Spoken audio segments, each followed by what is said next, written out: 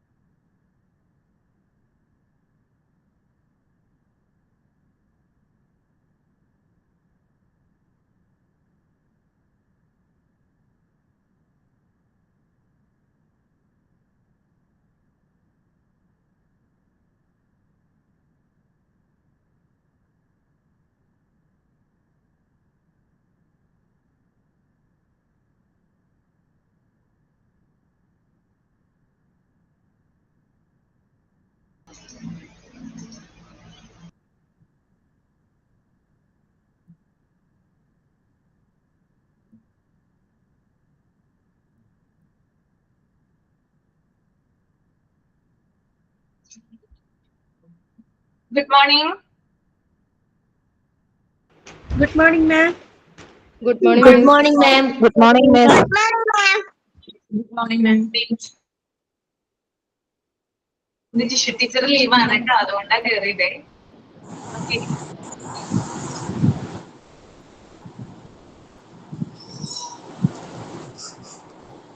എല്ലാരും ബ്രേക്ക്ഫാസ്റ്റ് ഒക്കെ കഴിച്ചോ? Yes, miss. കഴിച്ചു. സുഖമായിട്ടിരിക്കണോ? എല്ലാവർക്കും കുഴപ്പമൊന്നുമില്ലല്ലോ? സുഖമായിട്ടിരിക്കുന്നില്ലേ? Yes, കുഴപ്പമില്ല. miss. ചൂട് എങ്ങനെയുണ്ട്? ഗുഡ് മോർണിംഗ് മാം. നല്ല ചൂടുണ്ട്. നല്ല ചൂടാ.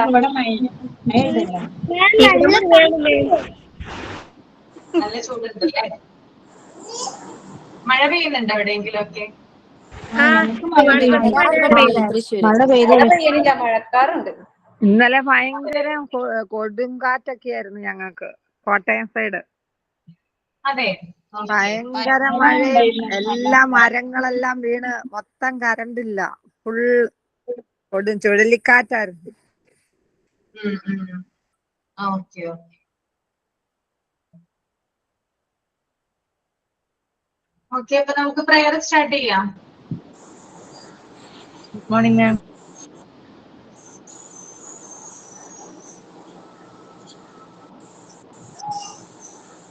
പ്രയർ.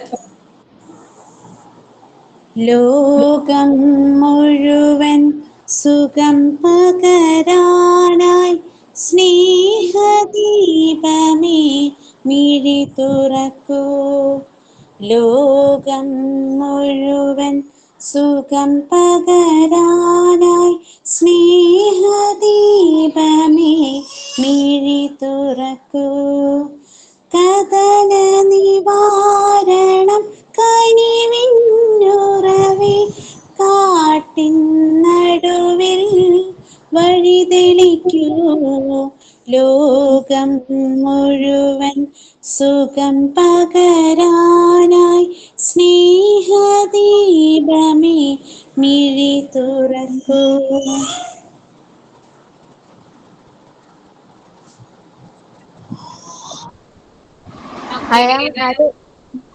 Hello, ma'am. പറഞ്ഞോളൂ.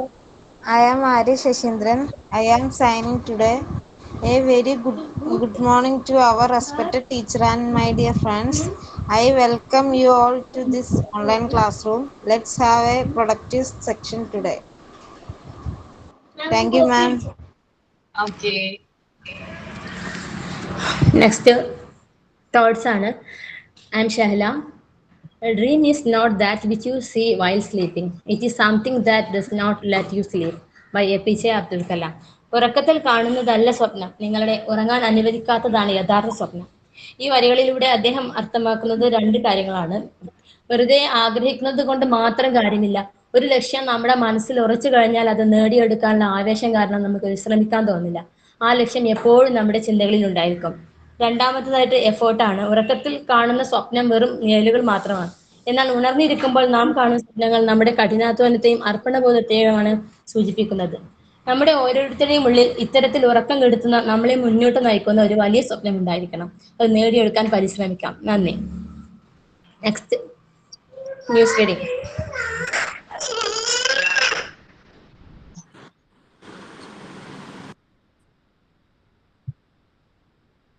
ഹലോ, പറഞ്ഞോളൂ.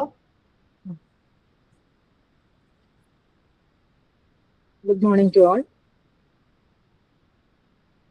വാർത്തകൾ വായിക്കുന്നത് ഖദീജ. നീറ്റ് പരീക്ഷാ വിവാദം, ചോദ്യപേപ്പർ ചോർച്ചയെ തുടർന്ന്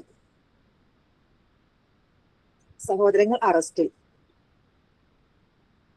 ഇടിമിന്നലോട് കൂടിയ മഴ,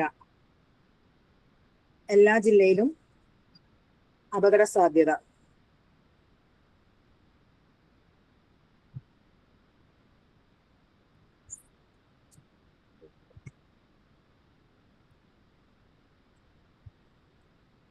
അമേരിക്കയിൽ ബേസ്ബോൾ മത്സരത്തിൽ മിൽക്കി വേ ക്യൂ ബ്രോസർ ടീം തുടർച്ചയായി 5ാമത്തെ കളിയും ജയിച്ചു.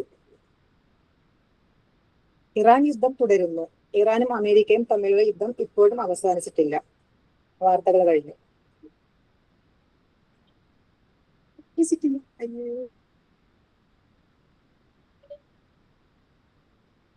ഓക്കെ, എല്ലാവർക്കും ക്ലിയർ ആയല്ലേ വായിച്ചത്?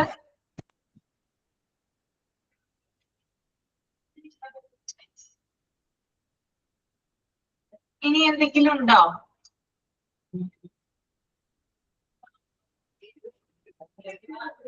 മാം, ഞാനൊരു സ്റ്റോറി പറയട്ടെ. സ്റ്റോറി പറഞ്ഞോളൂ.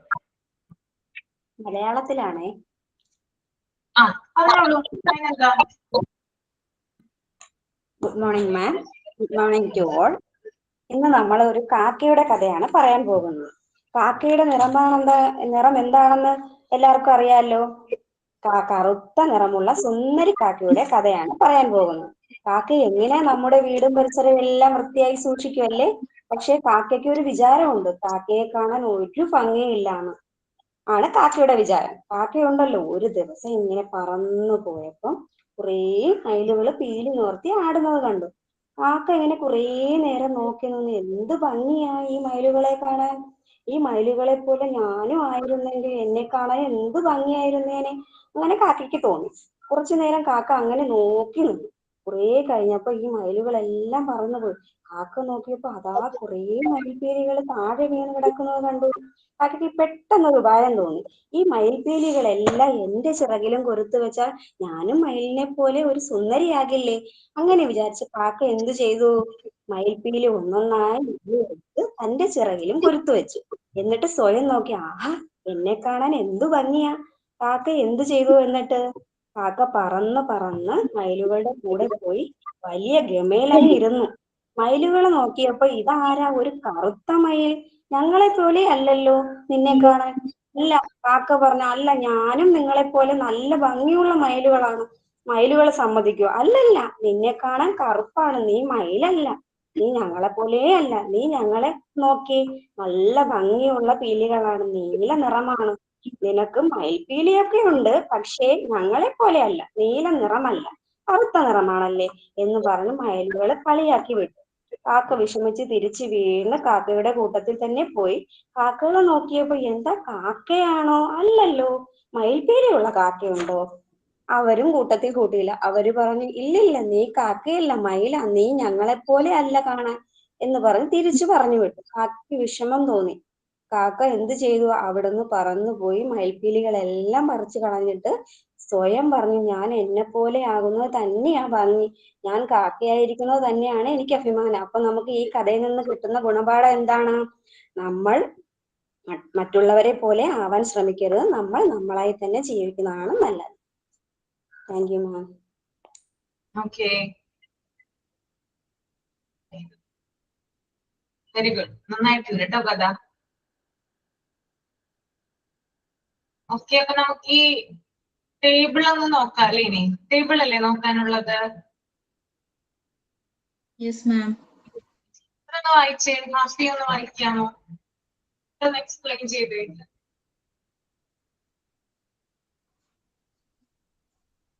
ടേബിള് ഫസ്റ്റ് കോളം വെൻ എപ്പോഴാണ് കൊടുക്കേണ്ടതെന്നുള്ളത്, പിന്നെ വാട്ട് എന്താണ് വാക്സിൻ എന്നുള്ളത്, പിന്നെ വൈ എന്തിനാണെന്നുള്ളത്. അപ്പൊ first before birth to given to the mother. അപ്പം ജനിക്കണതിന് മുമ്പായിട്ട്, അതായത് പ്രഗ്നന്റ് ആയിട്ടുള്ള ലേഡിക്കാണ് ഇത് കൊടുക്കുക. ടെറ്റനസിന്റെ TT vaccine, protect against tetanus. പിന്നെ as soon as possible after birth, ജനിച്ചതിന് ശേഷം, ബർത്തിന്റെ ശേഷം പെട്ടെന്ന് തന്നെ കൊടുക്കേണ്ടത് BCG, പ്രൊട്ടക്ട് അഗനിസ്റ്റ് ട്യൂബർകുലോസിസ്. ട്യൂബർകുലോസിസിന് നിങ്ങളുടെ എല്ലാവരുടെയും ഇടത്തെ കയ്യിലായിട്ട് ഷോൾഡറിന്റെ എവിടെയായിട്ട് BCG എടുത്തതിന്റെ പാട് കാണാനായിട്ട് സാധിക്കും, അടയാളം. ഉണ്ട്, എല്ലാവർക്കും ഉണ്ട് കേട്ടോ. അത് ജനിച്ചു കഴിഞ്ഞ് എത്രയും പെട്ടെന്നാണ് കൊടുക്കേണ്ടത്. പിന്നെ ചില പ്രൈവറ്റ് ഹോസ്പിറ്റലൊക്കെ ഇപ്പോഴാണെങ്കിൽ ചിലപ്പോൾ 2 ദിവസം കഴിഞ്ഞിട്ട് ഒരാഴ്ചയൊക്കെ കഴിഞ്ഞിട്ടൊക്കെയാണ് ഇപ്പൊ കൊടുക്കുന്നത്. അങ്ങനെയാണ് കേട്ട് കേൾവി കേട്ടോ. മുമ്പൊക്കെ എന്ന് പറഞ്ഞാല് ജനിച്ചു കഴിഞ്ഞ് എത്രയും പെട്ടെന്ന് കൊടുക്കും. ഓക്കെ, അതായത് കുട്ടി ജനിച്ചതിന് ശേഷം എത്രയും പെട്ടെന്ന്, അതുകൊണ്ടാണ് ആസ് സൂൺ ആസ് പോസിബിൾ എന്ന് പറയുന്നത്. BCGയുടെ കുത്തിവയ്പ് എടുക്കാറുണ്ട്. ഓക്കെ, അപ്പൊ അതിന്റെ അടയാളമായിട്ട് നമ്മുടെ ഇടത്തെ കൈയുടെ ഷോൾഡറിന്റെ ഭാഗത്തായിട്ട് ആ ഒരു അടയാളം കാണാനായിട്ട് സാധിക്കും, ഒരു റൗണ്ടില് കേട്ടോ. എല്ലാവരുടെയും കയ്യിലില്ലേ അത്? ഇല്ല മാം, എല്ലാവർക്കും ഇല്ല. എനിക്ക് എന്റെ വെച്ചിട്ടൊന്നുമില്ല. മാം എന്തായിരുന്നു ഒന്നും കൂടെ പറയാമോ? എനിക്കൊരു കോള് വന്നോണ്ട് പിന്നെ കട്ടാക്കേണ്ടി വന്നു. എന്തായിരുന്നു? BCGയുടെ വാക്സിൻ നമ്മൾ കുഞ്ഞ് ജനിച്ചതിന് ശേഷം എത്രയും പെട്ടെന്ന് കൊടുക്കാറുണ്ട്. BCGയുടെ വാക്സിൻ കൊടുക്കുന്നതിന്റെ അടയാളമായിട്ടാണ് നമ്മുടെ ഇടത്തെ കൈയുടെ ഷോൾഡറിന്റെ അവിടെയായിട്ട് ഒരു റൗണ്ട്, ഒരു അടയാളം പോലെ ഒരു കാണപ്പെടും. റൗണ്ട് സൈസിലെ ഒരു കാണാം. അത്ര നന്നായിട്ട് കാണത്തില്ല, പക്ഷെ എന്റെ അമ്മയ്ക്കൊക്കെ അങ്ങനെ കാണുന്നുണ്ട് നന്നായിട്ട്. നന്നായിട്ട് കാണും, ചിലർക്ക് നന്നായിട്ട് കാണും, ചിലർക്ക് നേരിയ രീതിയിൽ കാണാനായിട്ട് നമുക്ക് അത്ര കാണുന്നൊന്നുമില്ല. ഓക്കെ, അപ്പൊ അതാണ് BCG. ഓക്കെ, ഇനി അടുത്തത് വായിച്ചോളൂ കേട്ടോ. ഏജ് 6 വീക്സ്, 6 ആഴ്ച ഉള്ള പ്രായത്ത് DPT പോളിയോ ഡ്രോപ്സ് കൊടുക്കും. അത് DPTന്റെ ഇഞ്ചക്ഷനും പോളിയോ തുള്ളിമരുന്നും. Protect against polio, diphtheria, pertussis and tetanus. DPT ഡിഫ്തീരിയക്ക്, പെർട്ടസിസിനും ടെറ്റനസിനും വേണ്ടിയിട്ടും, പിന്നെ പോളിയോക്ക് വേണ്ടിയിട്ട് പോളിയോ ഡ്രോപ്സും കൊടുക്കുന്നു. Age 6 weeks onwards 3 doses month 6 month. അതെനിക്ക് മനസ്സിലായില്ല കേട്ടോ, ആ ഇംഗ്ലീഷ് എന്താ? 6 ആഴ്ച തുടങ്ങി 6 മാസത്തിനുള്ളിൽ 3 ഡോസ് ആയിട്ട് കൊടുക്കുന്ന പറയുന്നത് കേട്ടോ. ഇങ്ങനെ ഒന്നുകൂടി പറഞ്ഞേ. അതായത് 6 ആഴ്ച തുടങ്ങി 6 മാസത്തിനുള്ളിൽ 3 ഡോസ് ആയിട്ട് കൊടുക്കുന്നു. ഹെപ്പറ്റൈറ്റിസ് B അതിന്റെ vaccine. Hepatitis B protect against jaundice, മഞ്ഞപ്പിത്തത്തിന് എതിരെ പ്രൊട്ടക്ട് ചെയ്യാന്, മഞ്ഞപ്പിത്തത്തിന്. ഏജ് 10 വീക്സ് സെക്കൻഡ് ഡോസ്, 10 മാസം ആകുമ്പോ സെക്കൻഡ് ഡോസ് കൊടുക്കുന്നുണ്ട്. DPTന്റെ പോളിയോന്റെയും. പ്രൊട്ടക്ട് അഗനിസ്റ്റ് പോളിയോ, ഡിഫ്തീരിയ, ഡിഫ്തീരിയക്കും പോളിയോക്ക് പ്രൊട്ടക്ട് ചെയ്യാന്. പിന്നെ age 14 weeks third dose, 14 weeks ആകുമ്പോൾ അഥവാ 3ാമത്തെ ഡോസ് കൊടുക്കുന്നു. DPTക്കും പോളിയോക്കും. അതായത് DPTയുടെ വാക്സിൻ നമ്മള് 6th week, 10th week, 14th week അങ്ങനെ പ്രൈമറി ഡോസ് ആയിട്ട് കൊടുക്കുന്നു എന്ന് പറഞ്ഞില്ലേ, അതാണ് ഇവിടെ കാണിച്ചിരിക്കുന്നത് കേട്ടോ. ക്ലിയർ ആയോ? 6th week, 10th week and 14th week. Okay, then മീസിൽസിന്റെ വായിച്ചോളൂ, 9 months.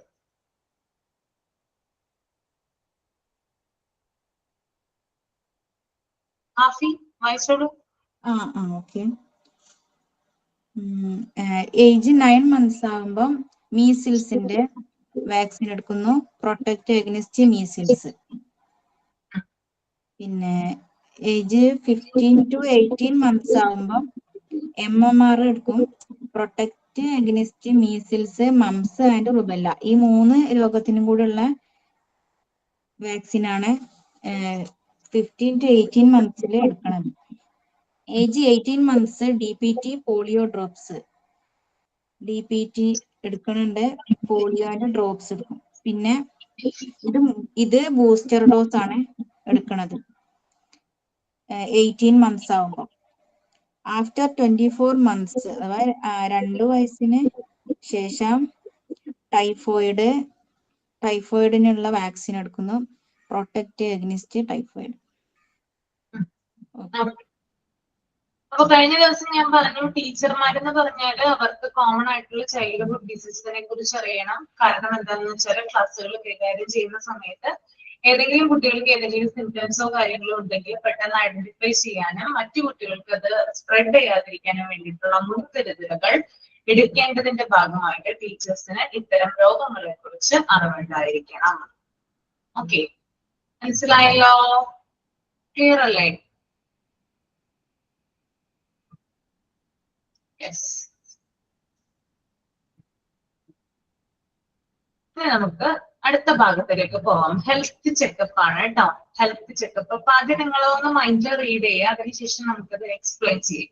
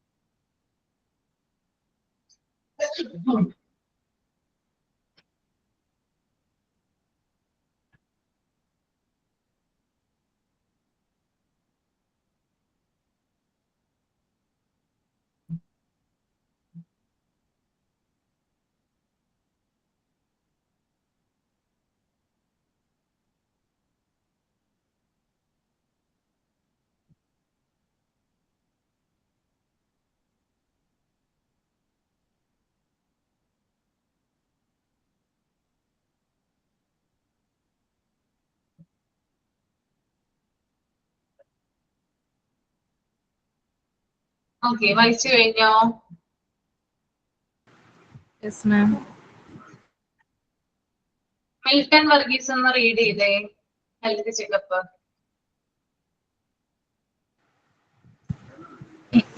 Health checkup. A regular health checkup of the child should be attended and a health record should be maintained. Health examination should include general appearance, body structure, recording of pulse, temperature measurement, height, weight, respiratory rate, chest and abdomen examination. Neck, eyes, ears, nose, throat, teeth, hair, skin, nail, vision, hearing, mental, impartiality, movement of limbs, urine and stool examination, etc. This helps in early detection of defects such as defective vision, dental caries, etc. A health checkup should be the duty of parents as well as the school. Any problem diagnosed or disclosed should be immediately attended to. Okay, എന്താണ് health checkup?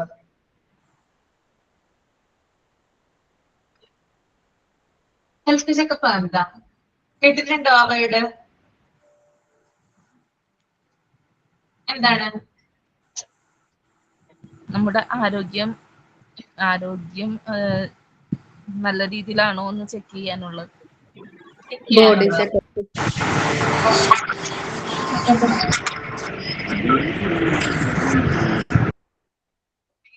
ഭയങ്കര ശബ്ദം വരുന്നത്. Okay, thumb ചെയ്താൽ മതി. എല്ലാവരും health checkup നടത്താറുണ്ടോ? നിങ്ങള് എല്ലാവരും തന്നെ ഹെൽത്ത് ചെക്കപ്പ് നടത്താറുണ്ടോ? ഇല്ല. ഇല്ല. ഉണ്ട്, നടത്താറുണ്ട്. ഭൂരിഭാഗം പേരും ഹെൽത്ത് ചെക്കപ്പ് നടത്താറുണ്ട്. എപ്പോഴാണ് നിങ്ങൾ നടത്തുന്നത്? എത്ര നാള് കൂടുമ്പോഴാണ് നടത്തുന്നത്? എന്തൊരു ക്ഷീണം ഇതൊക്കെ തോന്നുമ്പോ HP കുറവുണ്ടോ നോക്കും. ആ 1 ഇയർ അല്ലേ? ആ ഓക്കെ. ഒരു വർഷത്തിൽ ഒരിക്കലെങ്കിലും എന്ത് നടത്തണം? ഹെൽത്ത് ചെക്കപ്പ് നടത്തേണ്ടതുണ്ട് അല്ലേ? ഓക്കെ. അപ്പൊ എന്താണ് ഈ ഹെൽത്ത് ചെക്കപ്പ് നടത്തുന്നത് കൊണ്ടുള്ള ബെനിഫിറ്റ്? എന്താ നമുക്ക്? എന്താണ് അതുകൊണ്ടുള്ള നേട്ടം? നമുക്ക് എന്തെങ്കിലും ഒരാൾ പറയും. ഷീബ പറയും. ഷൈബ. ഷൈബ പറയും. നമുക്ക് എന്തെങ്കിലും അസുഖങ്ങൾ ഉണ്ടെങ്കിൽ നമുക്ക് നേരത്തെ അറിയാൻ പറ്റും. ഇപ്പൊ എന്തെങ്കിലും കുറവ് കൊണ്ടാണോ, ഇപ്പൊ കൊളസ്ട്രോൾ കൂടിയിട്ടോ, അപ്പൊ നമുക്ക് നേരത്തെ അതിനുള്ള മരുന്നുകളൊക്കെ കഴിക്കാം, ഡോക്ടറെ കാണിച്ച് കഴിക്കാം. ബ്ലഡ് കുറവുണ്ടെങ്കിലും എല്ലാം നമുക്ക് അറിയാൻ പറ്റും. നമ്മളൊന്ന് ശ്രദ്ധിക്കാണ്ടിരുന്നു കഴിഞ്ഞാൽ നമുക്ക് ക്ഷീണം എന്തുകൊണ്ടാണ് വരുന്നത് ചിലപ്പോൾ നമുക്ക് അറിയില്ല. കൈകാൽ തരിപ്പോ എന്തെങ്കിലും ഉണ്ടെങ്കിൽ നമുക്ക് എന്താ ശരീരത്തിൽ ഉണ്ടാവണേന്ന് നമുക്ക് ചെക്ക് ചെയ്താലല്ലേ അറിയാൻ പറ്റുള്ളൂ. അപ്പോ വളരെ നല്ലതാണ് നമ്മൾ ചെക്ക് ചെയ്യുന്നത്. അപ്പോ ഹെൽത്ത് ചെക്കപ്പിനെ കുറിച്ച് ഒരു ഡെഫിനിഷൻ അല്ലെങ്കിൽ അതിനെ കുറിച്ച് പറയുവാണെങ്കിൽ, ഏതെങ്കിലും ഒരു അസുഖം തടയുന്നതിനോ മുൻകൂട്ടി കണ്ടുപിടിക്കുന്നതിനോ ആവശ്യമായ നടപടികൾ സ്വീകരിക്കാൻ ഹെൽത്ത് ചെക്കപ്പുകളാണ് നമ്മളെ സഹായിക്കുന്നത്. ശരിയാണോ? ഒന്നുകൂടി ഞാൻ പറയാം. ഏതെങ്കിലും ഒരു അസുഖം തടയുന്നതിനോ പ്രിവെന്റ് ചെയ്യുന്നതിനോ, ഓക്കെ, അല്ലെങ്കിൽ മുൻകൂട്ടി കണ്ടുപിടിക്കുന്നതിനോ, ഏർലി ഡയഗ്നോസിസിനോ വേണ്ടിയിട്ട് ആവശ്യമായിട്ടുള്ള നടപടികൾ, ആക്ഷനുകള് സ്വീകരിക്കാനായിട്ട് ഹെൽത്ത് ചെക്കപ്പുകളാണ് നമ്മളെ സഹായിക്കുന്നത്.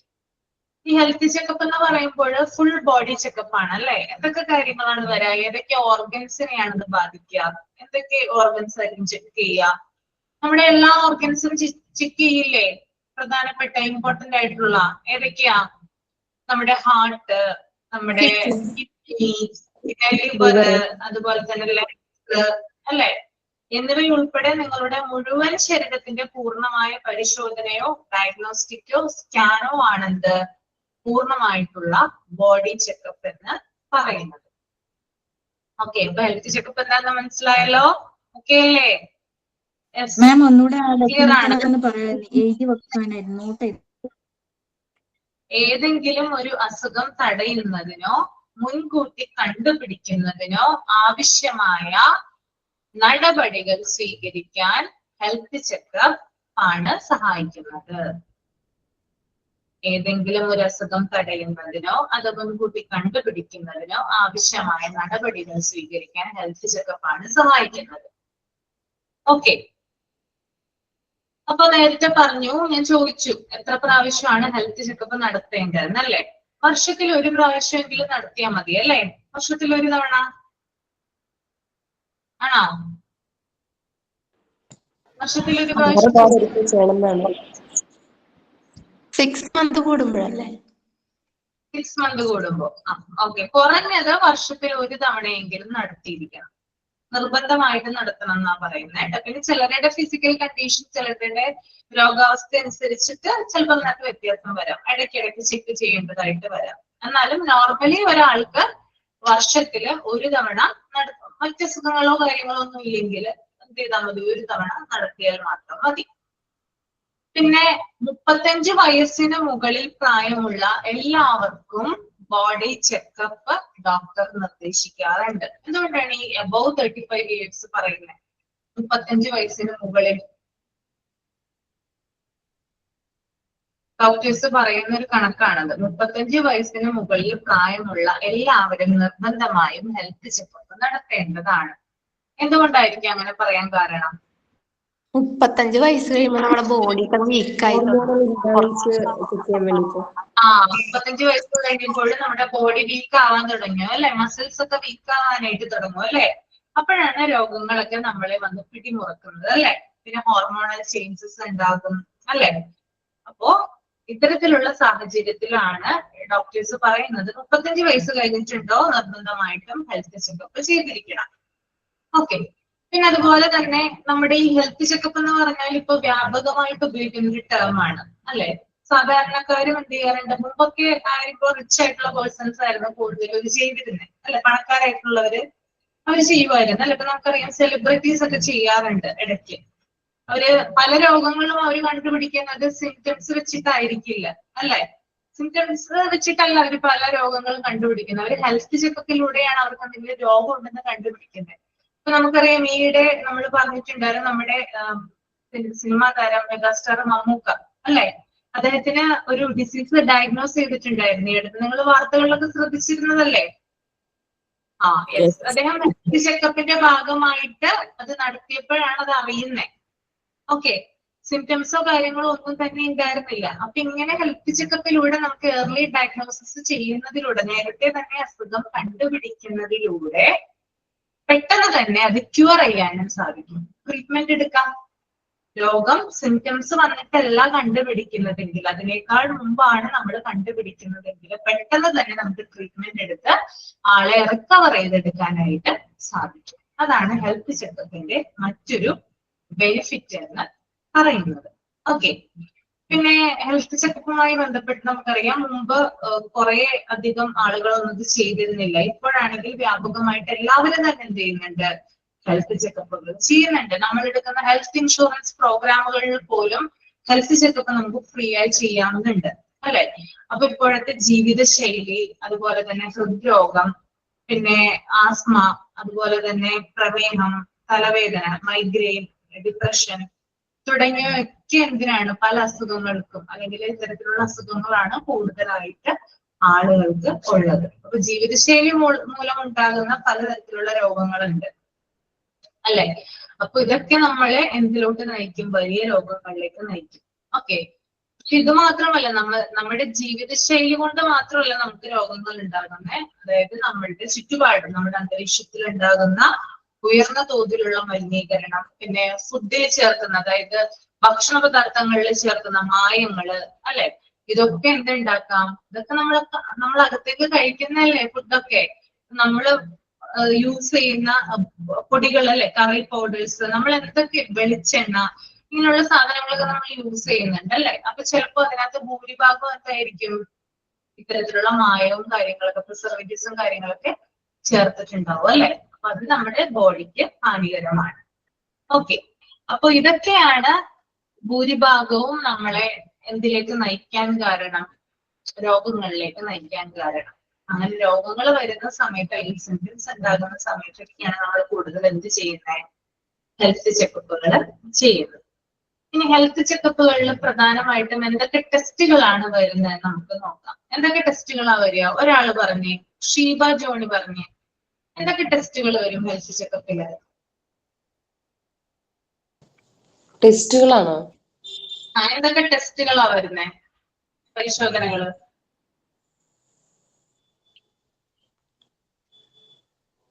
നമ്മള് HIV ടെസ്റ്റ് ചെയ്യാറുണ്ടല്ലോ കൺസീവ് ആയിരിക്കുന്ന സമയത്ത്. എന്താണ്?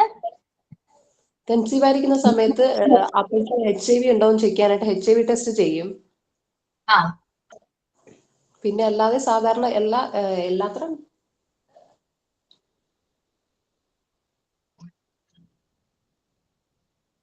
എന്തൊക്കെ ടെസ്റ്റുകളാണ് ചെയ്യുന്നത്? വേറെ ആർക്കെങ്കിലും പറയാമോ? CBC ചെയ്യും.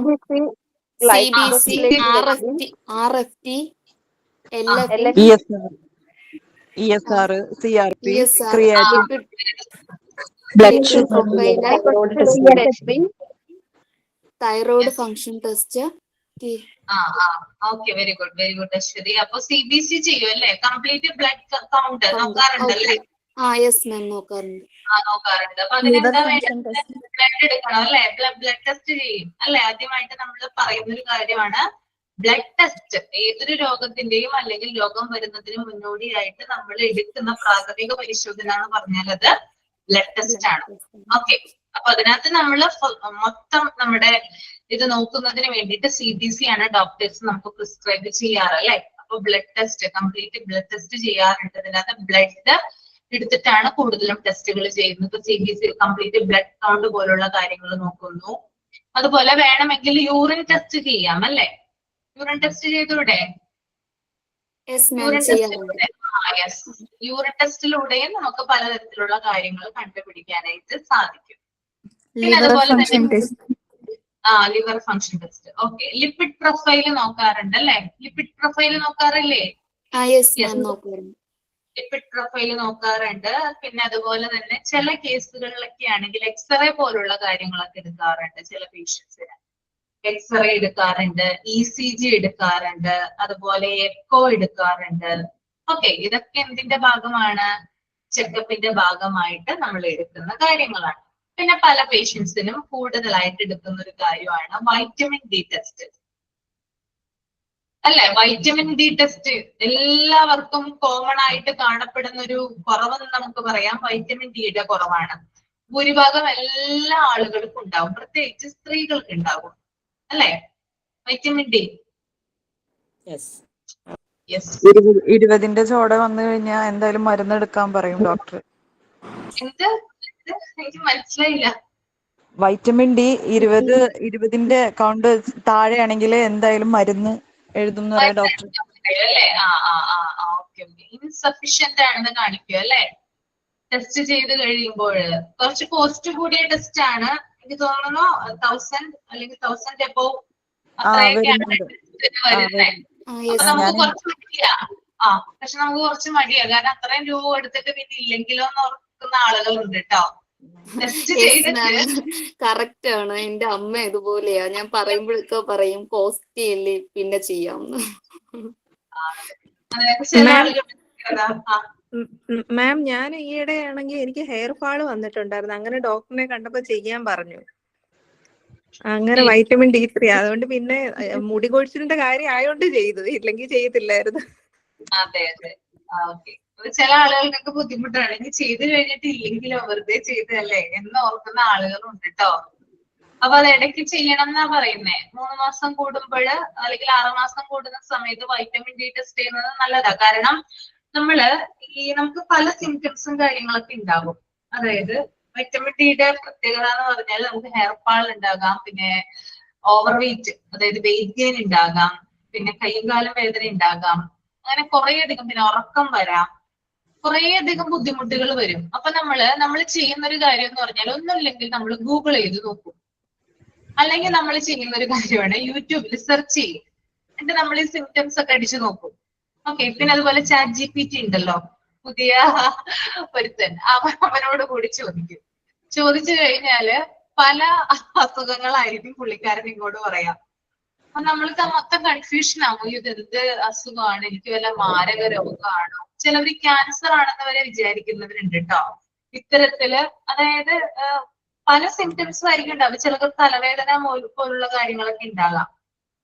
അപ്പോ പല രീതിയിൽ ചിന്തിക്കുന്ന ആളുകൾ ഉണ്ടാവും. അപ്പോ നമ്മൾ കൊടുക്കുന്ന വിവരങ്ങള് അതിങ്ങോട്ട് നമ്മൾക്ക് തിരിച്ച് റെസ്പോണ്ട് ചെയ്യുന്നത് ചിലപ്പോൾ സ്കാൻ ചെയ്യാനൊക്കെ പറയും, അല്ലെങ്കിൽ വേറെ എന്തെങ്കിലും പൊടിക്കൈകളോ കാര്യങ്ങളോ ഇങ്ങനെയുള്ള കാര്യങ്ങളൊക്കെ നമുക്ക് സോഷ്യൽ മീഡിയ അല്ലെങ്കിൽ ഇത്തരത്തിലുള്ള ഫോണുകളിൽ നിന്ന് നമുക്ക് പല ഗൂഗിൾ ആയാലും ChatGPT ആയാലും യൂട്യൂബ് ആയാലും ഒക്കെ നമുക്ക് പലതരത്തിലുള്ള അറിവുകളാണ് തരുന്നത്. ഇത് വെച്ചിട്ടാണ് നമ്മൾ എന്ത് ചെയ്യുന്നത്, ഉറപ്പിക്കുന്നത് നമ്മൾക്ക് ഈ അസുഖമാണെന്ന്.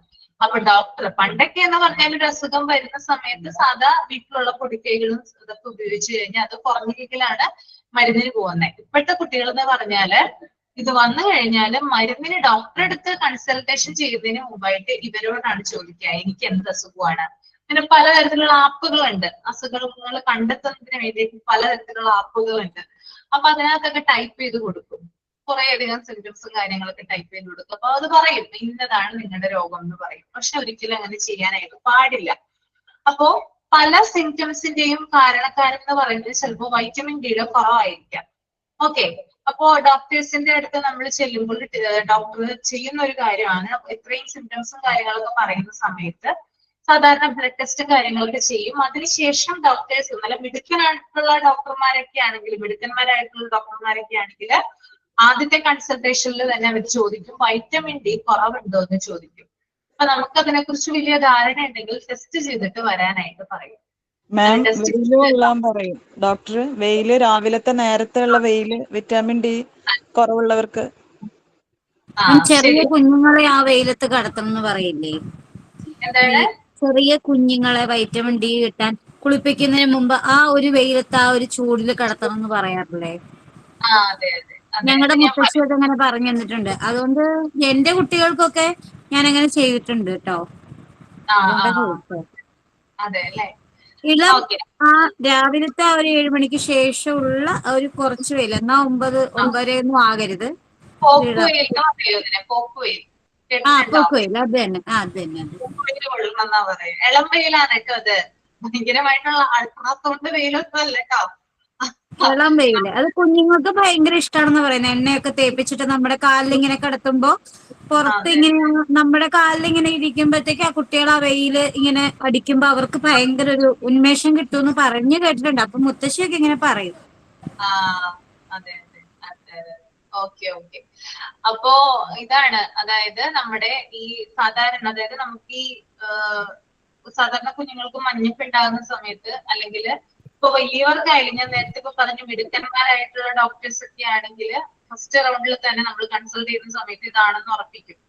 അപ്പൊ നമുക്ക് മരുന്ന് തരും. അപ്പൊ ചിലത് ടാബ്ലറ്റ് ആയിട്ടുണ്ടാവാം, ചിലത് ഓറൽ ആയിട്ടുണ്ടാവാം. അതായത് നമ്മൾക്ക് സിറപ്പ് പോലെയുള്ള സംഭവം, അത് കുറച്ചും കൂടി എഫക്റ്റീവ് ആണ് കേട്ടോ, സിറപ്പ് പോലെയുള്ള കാര്യങ്ങളൊക്കെ.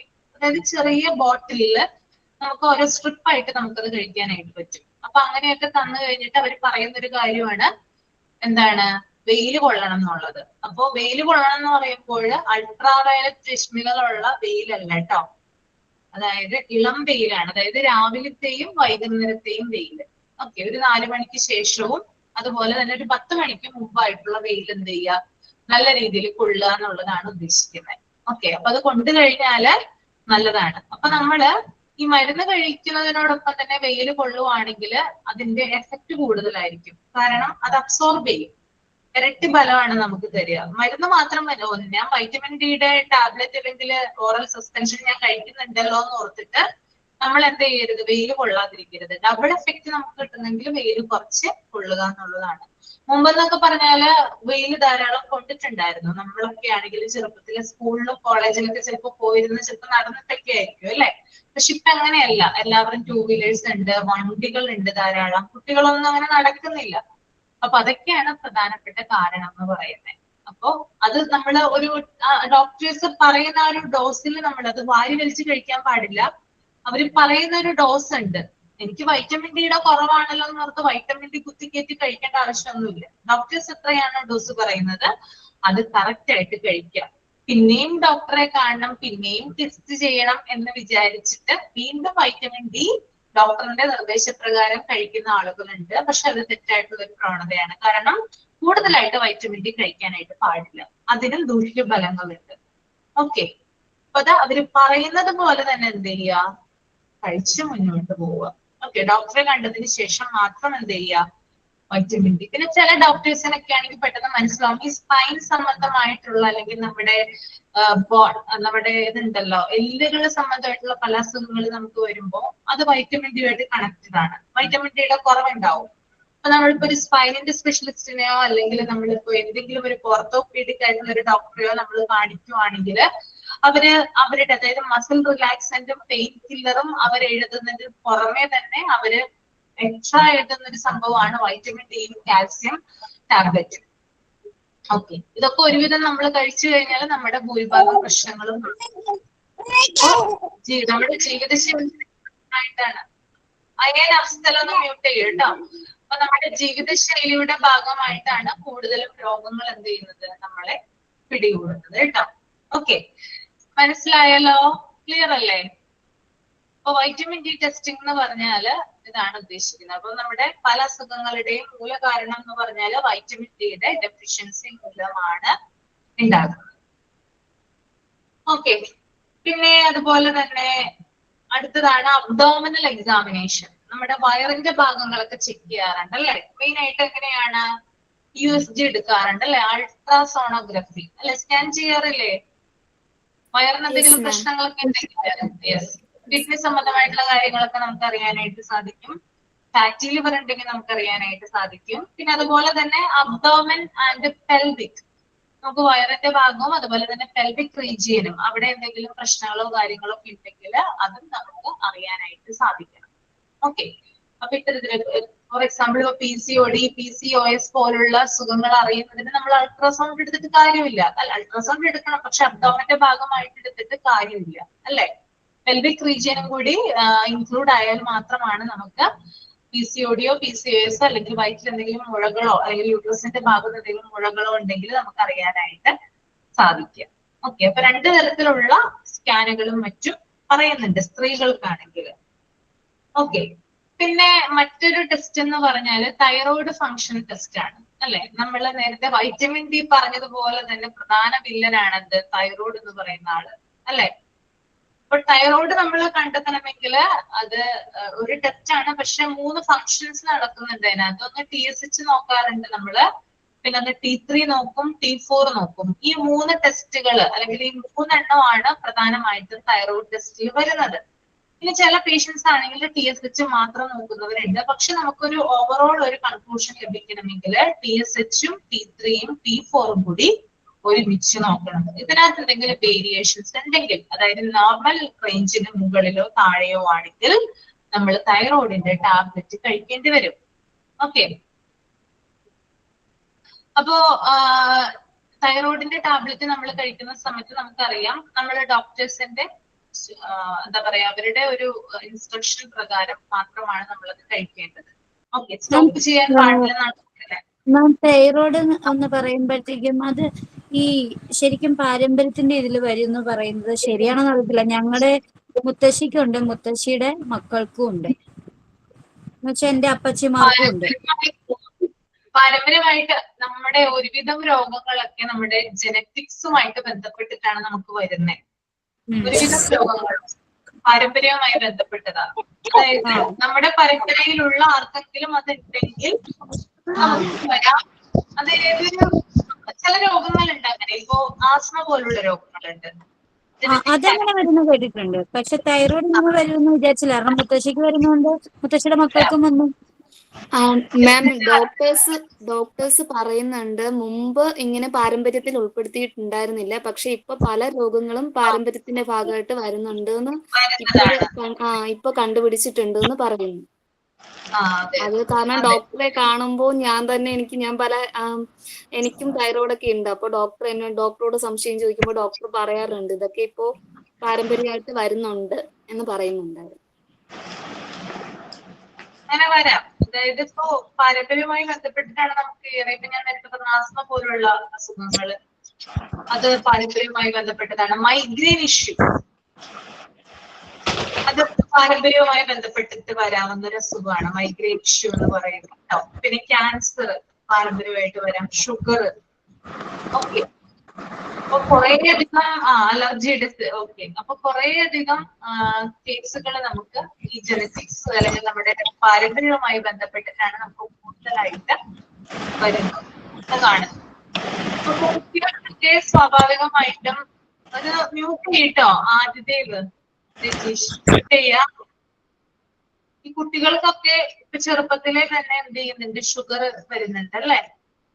ഷുഗർ ഡിസീസ് വരുന്നില്ലേ, അവർക്ക് പ്രമേഹം വരുന്നില്ലേ. അപ്പോ മേ ബി അച്ഛനും അമ്മയ്ക്കും ആർക്കെങ്കിലും ഒരാൾക്ക് ആ രോഗം ഉണ്ടാവാം. അതുകൊണ്ടാവാം അവർക്കത് വരുന്നത്. ജീവിതശൈലിയുടെ ഭാഗമായിട്ടും വരാം, പക്ഷെ പെട്ടെന്ന് കയറി പിടിക്കണമെങ്കിൽ ജനറ്റിക്സുമായിട്ട് ബന്ധം വേണം. ഓക്കെ, അപ്പോ അത്തരത്തില് ഡോക്ടേഴ്സ് നമ്മളോട് ചോദിക്കുന്ന ഒരു കാര്യമാണ്, ആർക്കെങ്കിലും വീട്ടിലോ അല്ലെങ്കിൽ ബന്ധുക്കൾക്ക് ആർക്കെങ്കിലോ ഈ ഒരു രോഗം ഉണ്ടോ എന്ന് ചോദിക്കാറുണ്ട് നമ്മൾ ചെല്ലുന്ന സമയത്ത്. അത് ഓരോ രോഗമാണെങ്കിലും അത് അവർ ചോദിച്ച് മനസ്സിലാക്കാറുണ്ട്. അപ്പൊ ഇതിനകത്ത് ഏറിയ നമുക്ക് കുറേയധികം അസുഖങ്ങളെ നമുക്ക് ക്യൂർ ചെയ്യാൻ പറ്റില്ല, അതായത് പൂർണ്ണമായിട്ടും മാറ്റാനായിട്ട് സാധിക്കില്ല. നമുക്ക് കൊണ്ടുവരാനേ സാധിക്കുള്ളൂ, കൺട്രോളിൽ കൊണ്ടുവരാം, കൺട്രോൾ ചെയ്യാം. അതായത് അസുഖം വരാതെ നമുക്ക് കൺട്രോളിൽ നിർത്തി കഴിഞ്ഞാൽ പിന്നെ നമുക്ക് അതുമൂലം ബുദ്ധിമുട്ടുകൾ ഉണ്ടാവുന്നില്ല. നമുക്ക് എപ്പോഴാ ബുദ്ധിമുട്ടുകൾ വരുന്നത്? സിംറ്റംസ് ഉണ്ടാകുമ്പോഴല്ലേ നമുക്ക് ബുദ്ധിമുട്ട് വരുന്നത്, അല്ലെങ്കിൽ നമ്മൾക്ക് രോഗം ഉണ്ടെന്ന് നമ്മൾ അറിയോ? ഇല്ല. എങ്ങനെയാ? അപ്പൊ സിംറ്റംസിനെയാണ് നമ്മൾ എന്ത് ചെയ്യേണ്ടത്? കൺട്രോൾ ചെയ്യേണ്ടത്. ഓക്കെ, അപ്പൊ അതിന് വേണ്ടിയിട്ടുള്ള കാര്യങ്ങളാണ് നമ്മൾ ചെയ്യേണ്ടത്. അപ്പൊ നമ്മുടെ ജീവിതശൈലി തന്നെ എന്ത് ചെയ്യണം? അതിന് വേണ്ടിയിട്ട് നമ്മൾ മാറ്റണം. നമ്മള് കഴിഞ്ഞ ക്ലാസ്സിൽ പറഞ്ഞിട്ടുള്ള ഒരു കാര്യമായിരുന്നു, ബാലൻസ്ഡ് ഡയറ്റും കാര്യങ്ങളൊക്കെ പറഞ്ഞിട്ടുണ്ടായിരുന്നു, ഫുഡിന്റെ കാര്യങ്ങളൊക്കെ പറഞ്ഞിട്ടുണ്ടായിരുന്നു. നമ്മള് ഓരോ ദിവസവും ശ്രദ്ധിക്കേണ്ട ചില കാര്യങ്ങളുണ്ട്. ഭക്ഷണം കഴിക്കുന്ന സമയത്താണെങ്കിലും വർക്കൗട്ട് ചെയ്യുന്ന സമയത്താണെങ്കിലും നമ്മുടെ മാക്സിമം നമ്മുടെ ആ ഒരു ഡേ എന്ന് പറഞ്ഞാൽ പ്രൊഡക്റ്റീവ് ആക്കാനായിട്ട് നോക്കുക. ഓക്കെ, എന്തെങ്കിലുമൊക്കെ ചെയ്തുകൊണ്ടിരിക്കുക. അപ്പൊ അതിലൂടെ നമുക്ക് നമ്മുടെ ശരീരത്തിനും സുഖം കിട്ടും, മനസ്സിനും സുഖം കിട്ടും. നമുക്ക് ഒന്നും ചെയ്യാനില്ലാത്ത സമയത്തല്ലേ നമ്മൾക്ക് ആലോചനകൾ കൂടുക, അല്ലെ? തിങ്കിങ് കൂടുക. അങ്ങനെയാണോ ഓവർ തിങ്കിങ് വരുന്നേ? ഒന്നും ചെയ്യാനില്ല, വെറുതെ ഇരുന്ന് വേണ്ടാത്തതൊക്കെ കിടന്ന് ഇങ്ങനെ ആലോചിക്കും, അല്ലെ? അപ്പൊ നമുക്ക് വെറുതെ നമ്മുടെ മനസ്സിന് സ്ട്രെസ് കൊടുക്കും, പിന്നെ അതുപോലെ നമുക്ക് രോഗങ്ങൾ ഉണ്ടാകും, അല്ലെ? അപ്പൊ എന്തിനാ വെറുതെ? നമ്മള് നമ്മുടെ കാര്യങ്ങള് നല്ല രീതിയിൽ ചെയ്യാം. ഒരു ദിവസത്തെ നമ്മൾ പ്രൊഡക്റ്റീവ് ആയിട്ട് വെക്കാനായിട്ട് നോക്കുക. നമ്മൾക്ക് അതായത് ഓരോ നിമിഷവും എന്താ പറയാ വിലപ്പെട്ടതാണ്. നമുക്കത് ഇപ്പൊ ചിലപ്പോ മനസ്സിലാവണം എന്നില്ല, അല്ലെ? നമ്മളിപ്പോ പണ്ടൊക്കെ നമ്മൾ സ്കൂളിൽ പഠിക്കുന്ന സമയത്ത് ചില ആളുകളെങ്കിലും വിചാരിച്ചിട്ടുണ്ടാവുക, അല്ലെ? ഓ, ഈ പഠിത്തം ഒന്ന് കഴിയണേ, എത്രയും പെട്ടെന്ന് കല്യാണം കഴിച്ച് പോയാൽ മതി എന്ന് വിചാരിച്ചിട്ടുണ്ടോ നിങ്ങള്?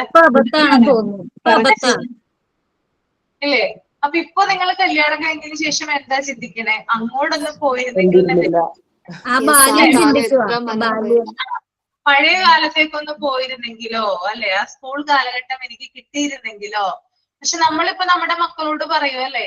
ഇത് നമ്മളോട് പറഞ്ഞു തന്ന ആളുകളുണ്ട്, നമ്മുടെ അച്ഛനമ്മമാര് നമ്മളോട് പറഞ്ഞിട്ടുണ്ട്, നിങ്ങൾ പഠിക്കുന്ന കാലഘട്ടമാണ് ഏറ്റവും നല്ലത്, കുറച്ചും കൂടി കഴിഞ്ഞ് കല്യാണം കഴിഞ്ഞാൽ പിന്നെ പ്രാരാബ്ദവും അതുപോലെ കുട്ടി കുട്ടി പരാധീനതകളൊക്കെ വരുന്നത് നമ്മുടെ അച്ഛനമ്മമാരും ടീച്ചേഴ്സും ഒക്കെ നമ്മളോട് പറഞ്ഞിട്ടുണ്ട്. പക്ഷെ അന്ന് നമ്മളത് മൈൻഡ് ചെയ്തിട്ടില്ല. പക്ഷെ നമ്മൾക്കിപ്പോ നമ്മളത് എക്സ്പീരിയൻസ് ചെയ്തുകൊണ്ടിരിക്കണം. അപ്പൊ നമ്മുടെ മക്കളോട് അത് പറയും, പക്ഷെ അവരത് കേൾക്കുവോ? ഇല്ല. പരമ്പരയായിട്ട് തുടർന്ന് പോരും. ചില ആളുകളുണ്ട്, അതവര് അതിന്റെ ഗൗരവത്തോടു കൂടി കാണുന്ന ആളുകളുണ്ട്. അവരൊക്കെ നല്ല രീതിയിൽ സക്സസിൽ എത്തുന്നത് നമുക്ക് കാണാനായിട്ട് സാധിക്കും, അല്ലെ?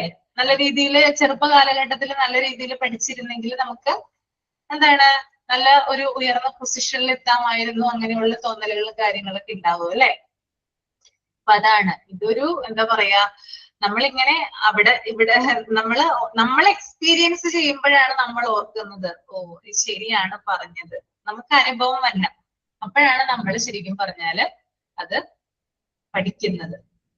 ഓക്കെ, മനസ്സിലായല്ലോ? അപ്പൊ നമ്മൾ പറഞ്ഞു വന്നത് ഇതാണ്, ടെസ്റ്റിന്റെ കാര്യമാണ്. തൈറോയ്ഡ് ടെസ്റ്റ്, തൈറോയ്ഡ് TSH ഉണ്ട്, T3 ഉണ്ട്, T4 ഉണ്ട് കേട്ടോ. അപ്പൊ ഇത് മൂന്നും ആണ് തൈറോയ്ഡ് ടെസ്റ്റ്, തൈറോയ്ഡ് ഫങ്ഷൻ ടെസ്റ്റിൽ നോക്കുന്നത്.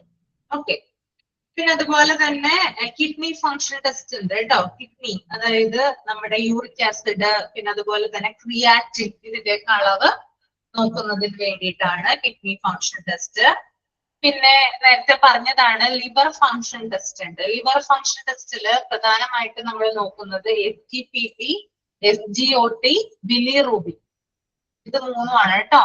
മറ്റുണ്ട്, പലതും ഉണ്ട്, പക്ഷെ ഇത് മൂന്നുമാണ് പ്രധാനമായിട്ടുള്ളത്. അതായത് നമ്മള് അൾട്രാസൗണ്ട് എടുക്കുന്ന സമയത്ത് നമുക്കറിയാം വയറിന്റെ ഭാഗത്ത്, അതായത് നമ്മുടെ കിഡ്നി അല്ലെങ്കിൽ നമ്മുടെ ആ ഒരു ഭാഗത്തൊക്കെ കൂടുതലായിട്ട് എന്തൊക്കെയാണ് എന്താ പറയാ ലിവറിന്റെ ഭാഗം, ഇവിടേക്ക് എന്തൊക്കെയാണ് നടക്കുന്നതെന്ന് നമുക്ക് അറിയാനായിട്ട് സാധിക്കും. അപ്പൊ സ്കാൻ എടുത്ത് കഴിയുമ്പോഴായിരിക്കും ചിലപ്പോൾ നമ്മൾ അറിയുന്നത് ഫാറ്റി ലിവർ ഉണ്ടെന്ന് അറിയുന്നത്, അല്ലെ?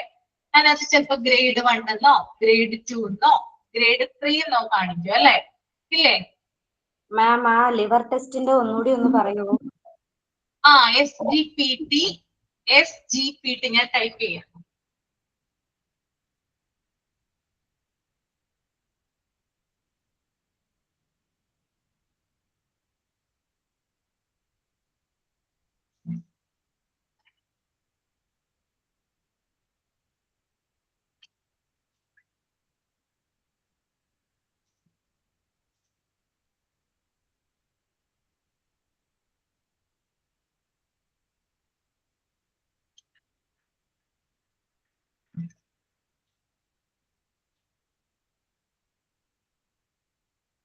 SGPTന്റെ SGOTന്റെ ബിലിറൂബിൻ ഉണ്ട് കേട്ടോ. ഞാൻ ഇവിടെ ടൈപ്പ് ചെയ്തിട്ടുണ്ട്.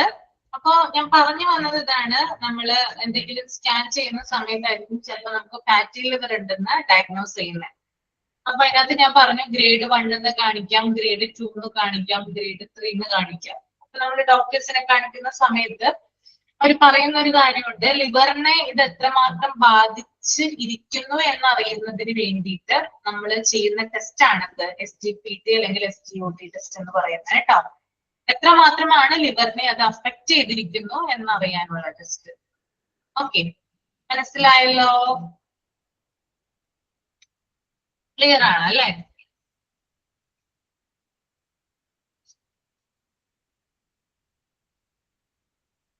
അതുപോലെ തന്നെ പൾമണറി ലങ് ഫങ്ഷൻ ടെസ്റ്റ്, നമ്മുടെ ശ്വാസകോശത്തിന്റെ കപ്പാസിറ്റി അറിയുന്നതിന് വേണ്ടിയിട്ട് നടത്തുന്ന ടെസ്റ്റിനെയാണ് പൾമണറി ലങ് ഫങ്ഷൻ ടെസ്റ്റ് എന്ന് പറയുന്നത്. ഓക്കെ, ഇപ്പൊ ആസ്മ പോലുള്ള അസുഖങ്ങൾ, അലർജി പോലുള്ള അസുഖങ്ങൾ ഉള്ളവർക്കൊക്കെ ഇത്തരത്തിലുള്ള ടെസ്റ്റുകൾ നടത്താറുണ്ട്.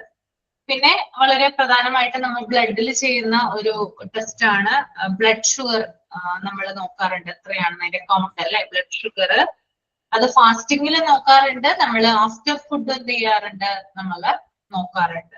ഓക്കെ, പിന്നെ അതുപോലെ തന്നെ മറ്റൊരു ടെസ്റ്റ് ആണ് CT കാൽസ്യം ടെസ്റ്റ് സ്കോറിംഗ് എന്ന് പറയുന്നത്. അത് കാൽസ്യത്തിന്റെ അളവ് എത്രയാണെന്ന് കണ്ടെത്തുന്നതിന് വേണ്ടിയിട്ട് നടത്തുന്ന ടെസ്റ്റുകൾ. അപ്പൊ ഇതെല്ലാം ഇനിയും ഒരുപാടുണ്ട് ടെസ്റ്റുകൾ. ഞാനിപ്പോ വളരെ ചുരുക്കം ടെസ്റ്റുകളെ കുറിച്ചിട്ടാണ് കേട്ടോ പറഞ്ഞത്.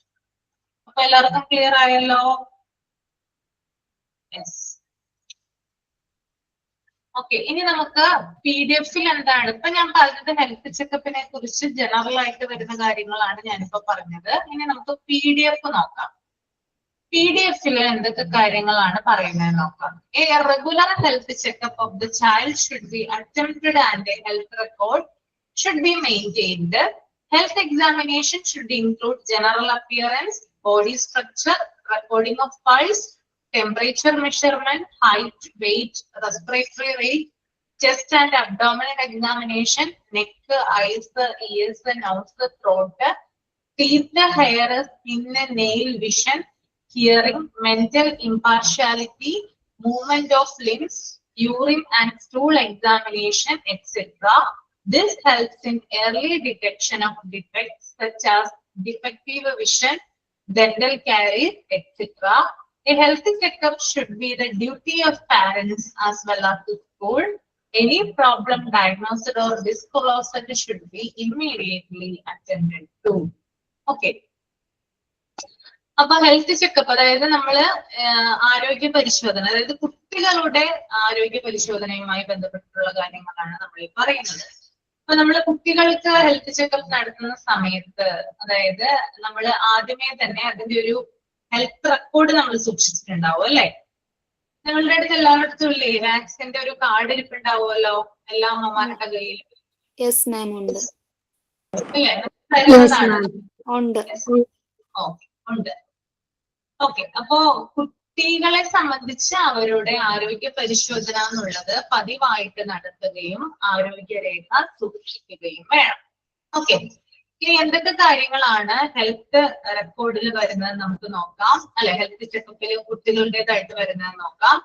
അവരുടെ ജനറൽ അപ്പിയറൻസ് നോക്കാറുണ്ട്, അതായത് പൊതുവെ അവരുടെ ഒരു അപ്പിയറൻസ് എങ്ങനെയാണെന്ന് നോക്കും. പിന്നെ ബോഡി സ്ട്രക്ചർ നോക്കും, പൾസ് റെക്കോർഡിംഗ് നടത്താറുണ്ട്, ടെമ്പറേച്ചർ മെഷർമെന്റ് നോക്കാറുണ്ട്, ഹൈറ്റും വെയിറ്റും എത്രയാണെന്ന് നോക്കാറുണ്ട്, റെസ്പിറേറ്ററി റേറ്റ് എത്രയാണെന്ന് നോക്കാറുണ്ട്, പിന്നെ ചെസ്റ്റ് ആൻഡ് അബ്ഡോമിനൽ എക്സാമിനേഷൻ, പിന്നെ നെക്ക് നോക്കാറുണ്ട്, അവരുടെ കഴുത്തിന്റെ ഭാഗം ശ്രദ്ധിക്കാറുണ്ട്, കണ്ണ് ഐസ് എങ്ങനെയാണെന്ന്, ഇയർ ചെവി, അതായത് കണ്ണിന് എന്തെങ്കിലും തകരാറുകളുണ്ടോ, ചെവിക്ക് എന്തെങ്കിലും തകരാറുകളുണ്ടോ, നോസ് മൂക്കിന് എന്തെങ്കിലും പ്രശ്നങ്ങളുണ്ടോ, ത്രോട്ട് തൊണ്ടയ്ക്ക് എന്തെങ്കിലും കുഴപ്പമുണ്ടോ, ടീത്ത് പല്ലിന് എന്തെങ്കിലും പ്രശ്നങ്ങളുണ്ടോ, പിന്നെ അവരുടെ ഹെയർ, സ്കിന്ന്, നെയില്, വിഷൻ അവരുടെ കാഴ്ചക്ക് എന്തെങ്കിലും ബുദ്ധിമുട്ടുകളുണ്ടോ, ഹിയറിങ് അവരുടെ കേൾവിക്ക് എന്തെങ്കിലും പ്രശ്നങ്ങളുണ്ടോ, ഇതൊക്കെ എന്ത് ചെയ്യണം, നമ്മൾ പരിശോധിച്ച് ഇല്ല എന്ന് ഉറപ്പ് വരുത്തേണ്ടതുണ്ട്. പിന്നെ അതുപോലെ തന്നെ മറ്റൊരു കാര്യമാണ് മെന്റൽ ഇമ്പാർഷ്യാലിറ്റി, അതായത് മാനസികപരമായിട്ടുള്ള പ്രശ്നങ്ങളുണ്ടോ, അതുപോലെ തന്നെ movement of limbs, urine and stool examination, കുഞ്ഞുങ്ങള് വിസർജനം നടത്തുന്നുണ്ടോ, ചെക്ക് ചെയ്യാറുണ്ടോ നിങ്ങള്? ഉണ്ടോ? കുഞ്ഞുങ്ങള് കറക്റ്റ് സമയത്ത് ടോയ്ലറ്റിൽ പോകാറുണ്ടോ? ഉണ്ട്, അതൊക്കെ ചെക്ക് ചെയ്യാറുണ്ട് അല്ലെ? ഓക്കെ, അപ്പൊ ഇത്തരത്തിലുള്ള കാര്യങ്ങളൊക്കെ എന്ത് ചെയ്യണം, നമ്മള് ശ്രദ്ധിക്കേണ്ടതുണ്ട്. പിന്നെ അതുപോലെ തന്നെ കാഴ്ചക്കുറവ് മൂലമുള്ള പ്രശ്നങ്ങൾ എന്തെങ്കിലും ഉണ്ടോ കുട്ടിക്ക്, പല്ലിന് എന്തെങ്കിലും പ്രശ്നം, ടീത്തിന് എന്തെങ്കിലും പ്രശ്നങ്ങളുണ്ടോ? അപ്പൊ ഇത്തരത്തിലുള്ള വൈകല്യങ്ങള്, ഇങ്ങനെയുള്ള രോഗങ്ങളൊക്കെ നമുക്ക് പെട്ടെന്ന് കണ്ടുപിടിക്കാനായിട്ട് ഹെൽത്ത് ചെക്കപ്പിലൂടെയാണ് സാധിക്കുന്നത്. അപ്പോ ഒരു ഹെൽത്ത് ചെക്കപ്പ് എന്ന് പറഞ്ഞാല് മാതാപിതാക്കളുടെയും അതുപോലെ തന്നെ സ്കൂളിന്റെയും കടമയായിരിക്കണം എന്ന് പറയുന്നുണ്ട്. രോഗനിർണയം നടത്തിയതോ വെളിപ്പെടുത്തിയതോ ആയ ഏതെങ്കിലും പ്രശ്നം ഉടനടി ശ്രദ്ധിക്കേണ്ടതുമാണെന്ന് ഇവിടെ പറഞ്ഞു വെക്കുന്നു. ഓക്കെ, അപ്പൊ ഇത്രയും കാര്യങ്ങളാണ് ഇതിനെ കുറിച്ച് പറയാനുള്ളത്, ഹെൽത്ത് ചെക്കപ്പിനെ കുറിച്ച് പറയാനുള്ളത്. ഓക്കെ അല്ലേ? യെസ്, ക്ലിയർ ആണ് അല്ലേ? ഓക്കെ, അപ്പൊ നമ്മൾ ഇന്ന് എടുത്തത് ആ ഒരു ടേബിൾ നമ്മളൊന്ന് അനലൈസ് ചെയ്തു. അതുകൂടാതെ ഹെൽത്ത് ചെക്കപ്പിനെ കുറിച്ച് നമ്മൾ ഡീറ്റെയിൽ ആയിട്ട് ഇവിടെ എക്സ്പ്ലെയിൻ ചെയ്തു. ഇനി ഞാൻ നിങ്ങൾക്ക് അടുത്ത ക്ലാസ്സിലേക്ക് പ്രസന്റ് ചെയ്യാൻ വേണ്ടിയിട്ട് സെമിനാർ ടോപ്പിക്കുകൾ തരാം. എല്ലാവരും റെഡിയാണോ? റെഡിയാണെന്ന്. എന്തായിരിക്കും ടോപ്പിക് എന്ന് പറഞ്ഞാൽ മതി. ടോപ്പിക് ഞാൻ പറയാം. അപ്പൊ പറയുന്നതിന് മുമ്പായിട്ട് നമ്മൾ സെമിനാർ പ്രസന്റ് ചെയ്യുന്ന സമയത്ത് ഒരു ഇൻട്രൊഡക്ഷൻ ഉണ്ടായിരിക്കുക, എല്ലാവർക്കും അറിയാമല്ലോ. പിന്നെ കണ്ടന്റ്, ടോപ്പിക് എന്താണെന്ന് എക്സ്പ്ലെയിൻ ചെയ്യുക. പിന്നെ അതുപോലെ തന്നെ ഒരു കൺക്ലൂഷൻ ഉണ്ടായിരിക്കുക, വിത്ത് നിങ്ങളുടെ ഒപ്പീനിയൻ കൂടി അതിനകത്ത് ആഡ് ചെയ്യുക. മനസ്സിലായോ? ഇൻട്രൊഡക്ഷൻ അത് മനസ്സിലായി മാം. മലയാളത്തിലാണോ വേണ്ടതെന്നുള്ള ഒരു ഇത് ഇംഗ്ലീഷിലായിരിക്കണമോ നിർബന്ധമുണ്ടോ?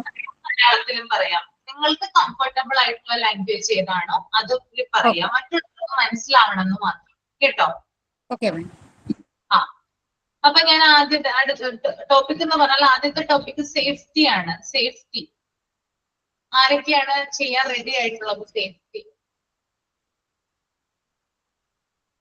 സേഫ്റ്റിയെ പറ്റിയാണ് കേട്ടോ. ഷീബ റെഡിയാണ്? യെസ് മാം, ഞാൻ ചെയ്യാം. ഷഹനാസ് റെഡിയാണ്? പിന്നെ ഞാനും റെഡിയാണ്. എല്ലാവരും പറയേണ്ട അടുത്ത ടോപ്പിക്കുകളും ഉണ്ട് കേട്ടോ. ഒരു 3 പേര് സേഫ്റ്റിയെ കുറിച്ച് ചെയ്യാം. 3 പേര്. ഓക്കെ, ഇനി അടുത്തൊരു ടോപ്പിക് എന്ന് പറഞ്ഞാല് ഫുഡ് ആൻഡ് ന്യൂട്രീഷണൽ നീഡ്സ് ആണ് കേട്ടോ. ഫുഡ് ആൻഡ് ന്യൂട്രീഷണൽ നീഡ്സ് ആരാ ചെയ്യാം? ഞാൻ ചെയ്യാം മാം. ഓക്കെ, ഇഷ്ടമുള്ളൊരു ടോപ്പിക് മൂന്നിൽ കൂടുന്നുണ്ട് കേട്ടോ. മാക്സിമം 3 പേര്. ഇനി അടുത്ത ടോപ്പിക് ഡയറ്ററി റിക്വയർമെന്റ്സ് ആണ്. അതാരാ ചെയ്യാം? ഡയറ്ററി റിക്വയർമെന്റ്സ് ഞാൻ ചെയ്യാം മാം. റെനിനും അശ്വതി ചെയ്യും. അധിക, അശ്വതി, ഇവര് 3 പേര് കേട്ടോ. ഓക്കെ, അപ്പോ ബാക്കി ഒരു ടോപ്പിക് കൂടി അവിടെ വരുന്നുണ്ട്. അത് ഇഷ്ടമുള്ളവർക്ക് ചെയ്തിട്ട് വരാം. ഞാൻ പേരൊന്നും ചോദിക്കുന്നില്ല, ആരാണെന്ന് ചോദിക്കുന്നില്ല ഞാനിപ്പോ. ഇഷ്ടമുള്ളവർക്ക് ചെയ്തിട്ട് വരാം. അതർ ഫുഡ് ഹാബിറ്റ്സ് കേട്ടോ. അപ്പൊ നമ്മളിപ്പോ 9 പേര് ഇതിന് വേണ്ടിയിട്ട് റെഡിയായി വരിക കേട്ടോ. 3 ടോപ്പിക് വീതം കൊടുത്തിട്ടുണ്ട്. ഏറ്റവും ലാസ്റ്റ് ടോപ്പിക് വേണമെങ്കിൽ നിങ്ങൾക്ക് ആർക്ക് വേണമെങ്കിലും ചെയ്യാം. ഓക്കെ, നമ്മൾ അടുത്ത മൺഡേ നിങ്ങൾ എല്ലാവരും സെമിനാറിന് പ്രിപ്പയർ ചെയ്ത് വരിക. ഓക്കെ, മനസ്സിലായല്ലോ? മാം ലാസ്റ്റ് പറഞ്ഞ ടോപ്പിക് ഏതാ? ഒന്നുകൂടെ ഒന്ന് പറഞ്ഞ കേട്ടില്ല. ഹാബിറ്റ്സ് ചാപ്റ്ററിന്റെ ലാസ്റ്റ് കേട്ടോ. Other food habits. ഓക്കെ, അത് വേണമെങ്കിൽ ചെയ്യാം. മിസ്സേ, അസൈൻമെന്റ് ബുക്കിലല്ലേ എഴുതേണ്ടത്? അസൈൻമെന്റ് ബുക്കില് ഓക്കെ, എഴുതിക്കോളൂ.